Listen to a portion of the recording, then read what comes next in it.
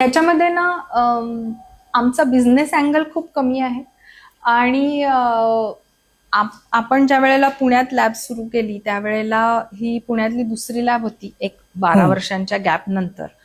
आणि आम्हाला बऱ्यापैकी बरेच कष्ट पडले, कारण मला स्वतःला एम्ब्रिओलॉजी शिकायचं होतं आणि त्यावेळेला एम्ब्रिओलॉजिस्ट खूप कमी होते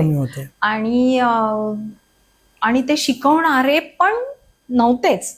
त्यामुळे जे कष्ट आम्हाला पडले किंवा ज्या सगळ्या त्रासातनं किंवा थोडेसे मेहनत तर खूप लागते, पण मेहनत घ्यायला माणूस तयार असतो, पण जे कष्ट पडतात ना की अरे आपल्याला शिकायचं आहे पण शिकवणार नाही, त्यावेळेला म्हणून मग मला असं वाटलं की मी एम्ब्रिओलॉजिस्ट ना ट्रेनिंग देईन, कारण ज्या गोष्टी शिकायला मला खूप त्रास झाला तो सगळ्यांना होऊ नये.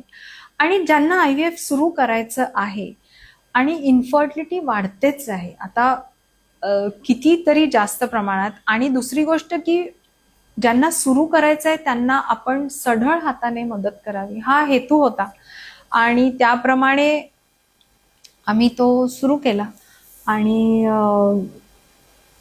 आम्हाला खूप म्हणजे त्याच्यामध्ये लोकांना IVF सेंटर सुरू करणे किंवा एम्ब्रिओलॉजीचा बॅकअप देणे किंवा डॉक्टर्सना स्टिम्युलेशन प्रोटोकॉल्स काय आहेत ते सगळं सांगणे. नंतर ती लॅब इंडिपेंडेंट झाली तरी त्यात आम्हाला आनंदच आहे, परंतु खूप म्हणजे आता 50 पेक्षा जास्त लॅब्स आपण पूर्ण भारतभरात चालवतो.